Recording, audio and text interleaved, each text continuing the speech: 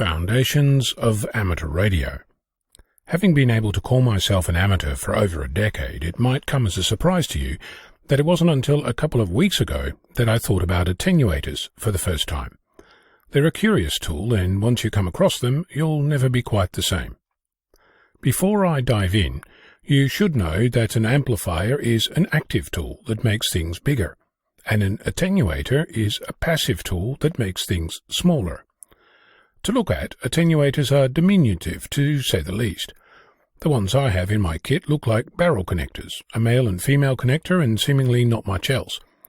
But looks can be deceiving, and I'll mention that shape isn't universal. The purpose of an attenuator is to reduce the power of an RF signal by a known amount, preferably without distortion or any impedance mismatches. When you go out hunting and gathering, your choice of connector is the first obvious selection. But soon after, you'll be asked for frequency range, an impedance, a power level, and an attenuation level. So let's take a look. I have some attenuators with N-type and SMA connectors. There's options for every connector under the sun. So consider what you're using with your gear, and remember to think about your measuring equipment connectors as well. In my case, my shack is pretty much SMA the whole way. But a friend had some broadcast N-type attenuators, and I was unable to resist.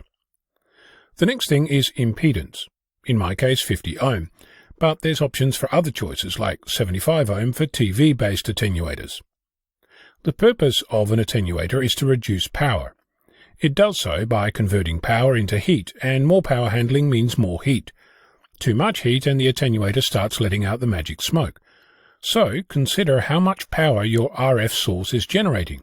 Putting out 5 watts? Then make sure that you don't connect a 1 watt attenuator to that radio.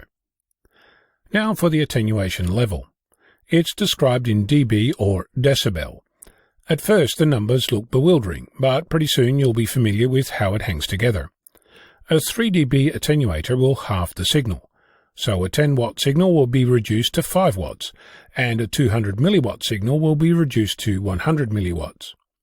If you have a 6 dB attenuator, it will halve again, so 10 watts becomes 2.5 watts, and 200 milliwatts becomes 50 milliwatts. A 10 dB attenuator is a little more than 9 dB, so you could try something along the lines of a bit more than half again, but you don't need to. 10 dB attenuation is essentially moving the decimal point. A 10 watt signal with 10 dB attenuation becomes 1 watt. A 200 milliwatt signal becomes 20 milliwatt.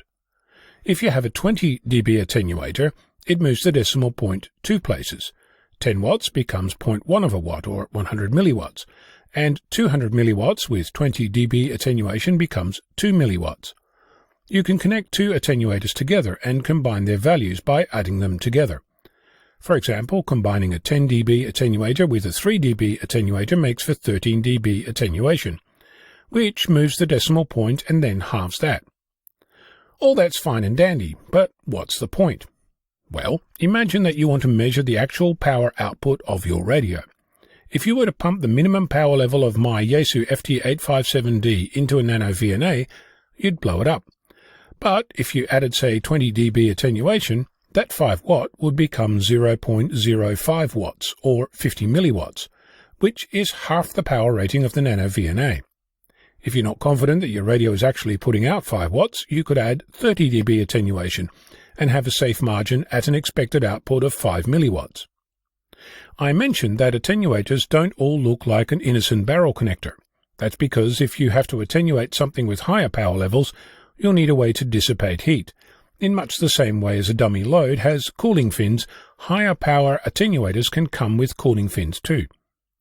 On the inside of this contraption is a simple circuit made from 3 or 4 resistors, which combine to attenuate your signal.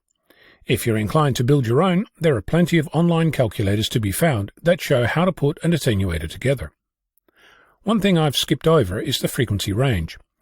Most of us are having fun with HF, VHF and UHF generally below 1 GHz, so most attenuators will be fine. But if you're playing at higher frequencies, you should take note of the frequency range specified for the attenuator. While on the subject of frequency range, you can easily measure the actual performance of an attenuator using a nano VNA. Connect port 1 to port 2 through your attenuator, and using the magnitude trace you can see just how much attenuation it provides. Be sure to set the intended frequency range and calibrate without the attenuator before measuring. Now that I know about attenuation, I cannot imagine a life without. But, to be fair, I was in blissful ignorance for more than a decade, so this might not apply to you. Yet. But one day perhaps you'll find yourself thinking about adding some attenuation to your toolkit.